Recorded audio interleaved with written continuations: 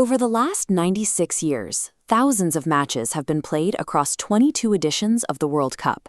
Yet, out of every nation that has ever stepped onto the pitch, only 3 teams have finished the tournament with a perfect record. Perfection in this context is narrowly defined, winning every game in regulation.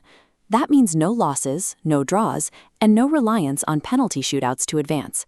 Achieving this distinguishes a champion as a side that never once faltered, meeting every opponent with a decisive result of the entire length of the competition. To find the baseline for this achievement, we have to go back to the inaugural 1930 tournament in Uruguay. Because there were only 13 teams in the original field, Uruguay secured their perfect record by winning just 4 consecutive matches. By 1970, the physical and mathematical demands of the tournament had shifted, centered around the era of Pelé. To claim the trophy in Mexico City, that Brazilian squad had to navigate a more complex group and knockout stage, requiring 6 straight wins. The final member of this club joined in 2002, when Brazil's national team pushed the limit to 7 consecutive victories.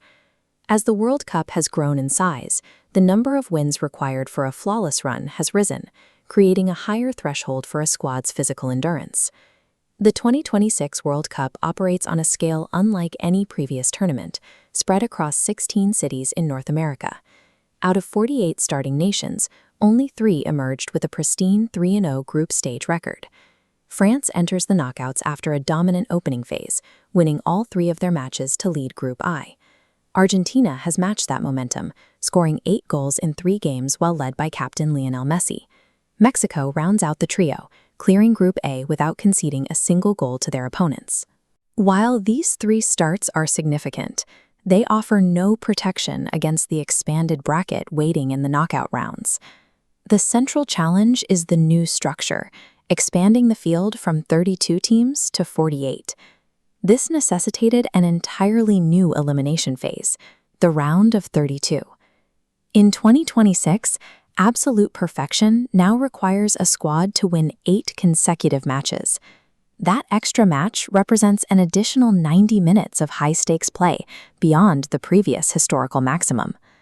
Winning 8 times in a row changes the competition, prioritizing depth and tactical discipline over a longer schedule.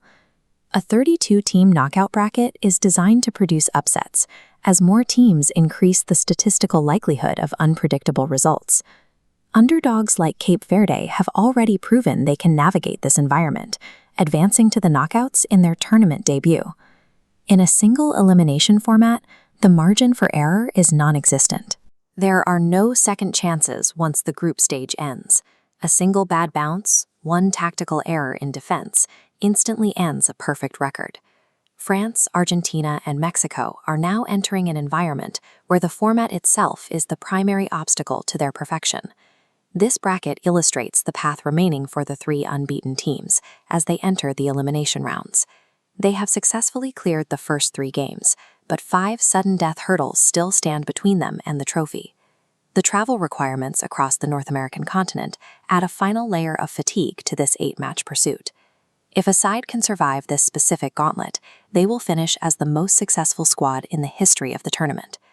In host cities across the continent, the atmosphere is tightening as the knockout stage begins.